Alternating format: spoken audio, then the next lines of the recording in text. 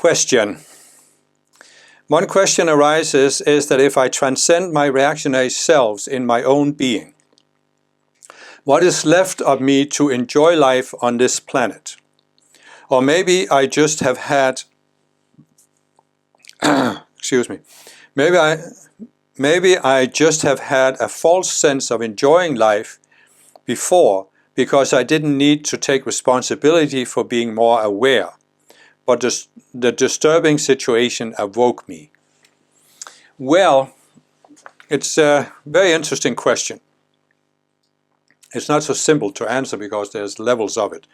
But what I have explained is that we have a spiritual self in the spiritual realm. It sends an extension of itself, which are called the conscious you, into embodiment on earth. In order to take embodiment, we create the structure, the identity mind, the mental mind, the emotional mind that integrates with the physical body. And we're now experiencing life through that structure. And as part of taking embodiment, the conscious you is given free will. So you can take embodiment on earth, and it's like, it can be compared to going into a theater where you see that here's a certain play and they have these different roles in the play. And you say, the conscious you says, oh, I want to play that role. I want to experience what it's like to play that role. So you're playing that role for a time, you've had enough of it, and you want to play another one. Maybe you want to even go to another play. So between different embodiments, you have many different experiences. It can be compared to being born in different cultures and different nations around the earth. Being born as a man or a woman or this religion, that religion, whatever. You have, over many lifetimes, you can have many of these experiences. So, but what can also happen is that you go, as I said, you start at a certain level of consciousness where you have a certain sense of connection to a higher self, but you can go into separation and duality. So, when you go into duality, you are seeing yourself as a separate being. And that gives rise to a whole different kind of experiences that you can't have as a connected being. I've used the example before, if you want to be a warrior that fights other people and potentially kills them or gets killed, well, you can't really have that when you see yourself as a connected being. So then you're going into a different role where it's now possible to experience this. So what I'm saying is that there are actually 3 levels of experiences we can have on earth. And one is the dualistic experience, seeing ourselves as separate beings. One is seeing ourselves as somewhat connected beings and just playing roles that are not dualistic. As an example of this, a dualistic role, you are a soldier fighting for a particular country. As a non-dualistic role, you are a normal human being living in a democratic country, working in a certain profession. Raising a family, not doing anything to harm other people, just living and what you would call a normal life. That's a non-dual experience.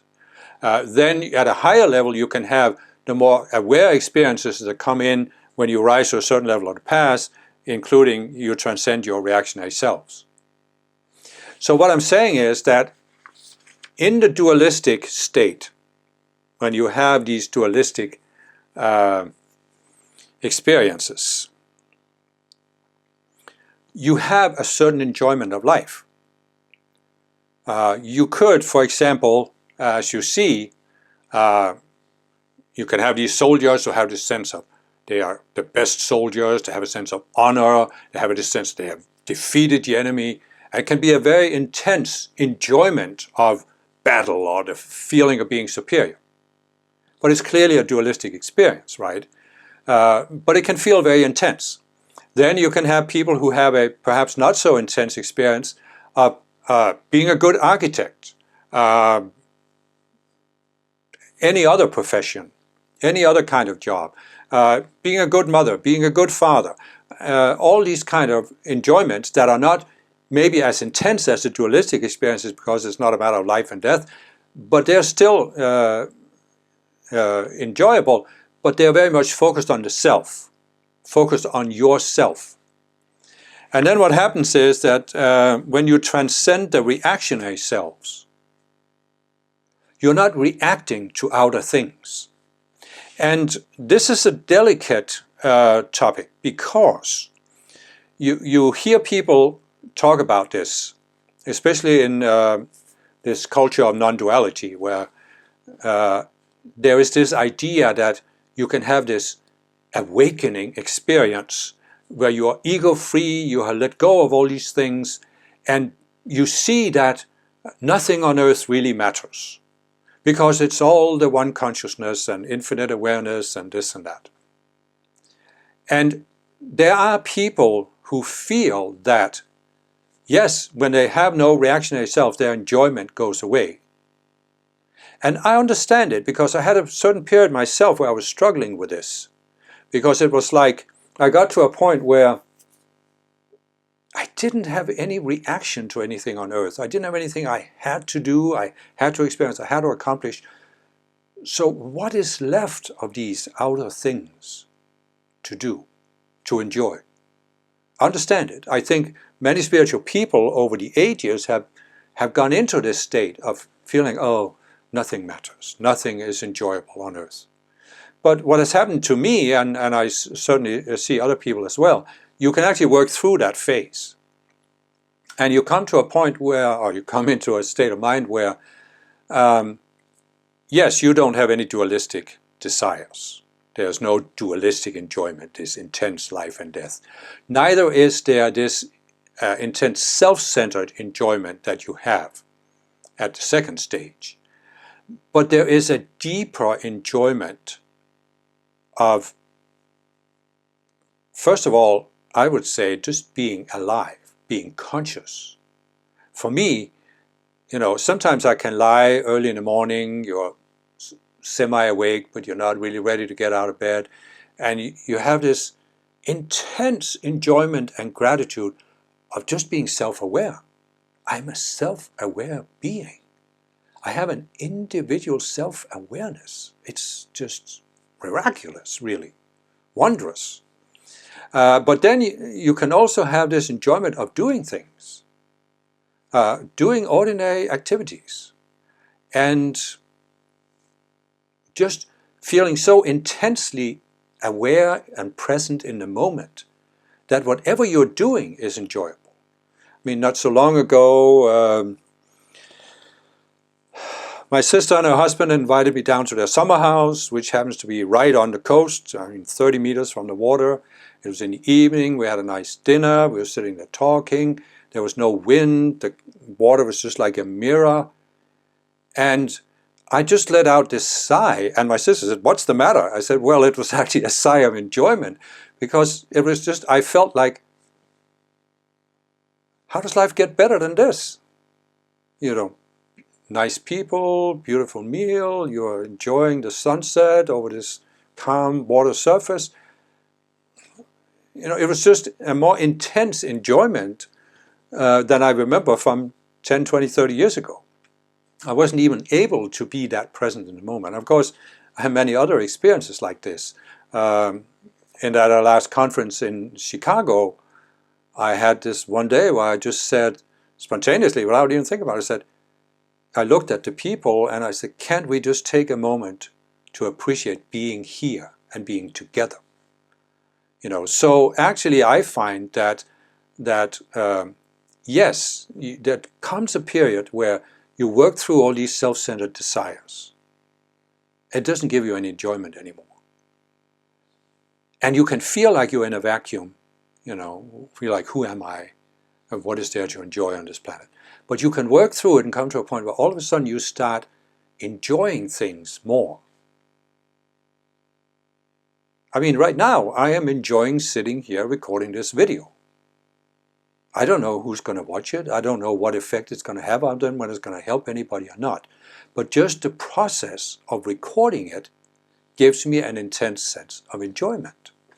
And it's a kind of enjoyment I didn't have 10 or 20 years ago.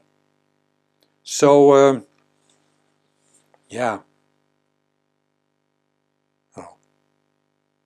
So the question actually says, maybe I just had a false sense of enjoying life before, because I didn't need to take responsibility for being more aware.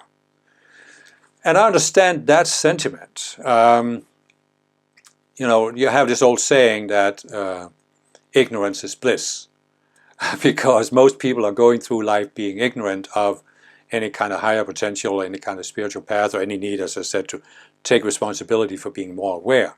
So they are enjoying life at that level.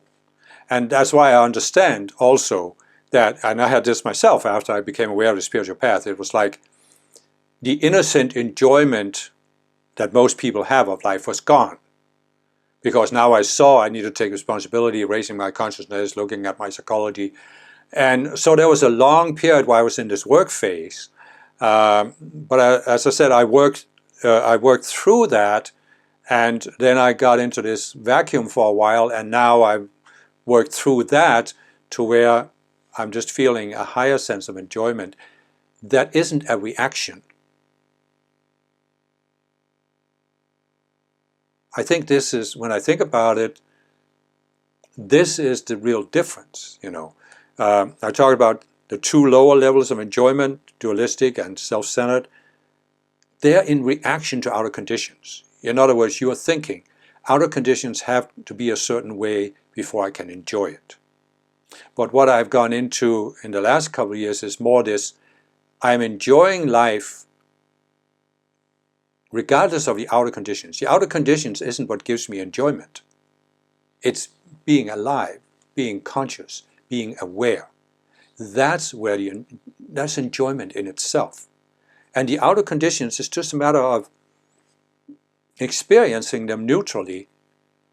But as I said, you can also enjoy the outer conditions. It's not that. But you're just not attached to it. You're not, you know, it's not like it doesn't define you. So I think, you know, I understand the question, but as I said, when you get to a certain level of the spiritual path, you suddenly start experiencing a higher level of enjoyment that you can't imagine at the lower levels. I couldn't have imagined this 10 or 20 years ago. And it's something that needs to be experienced. I don't think you can really describe it. But you can certainly come to that, as I said, this just intense enjoyment of being conscious, being self-aware, and being aware of whatever conditions you experience around you.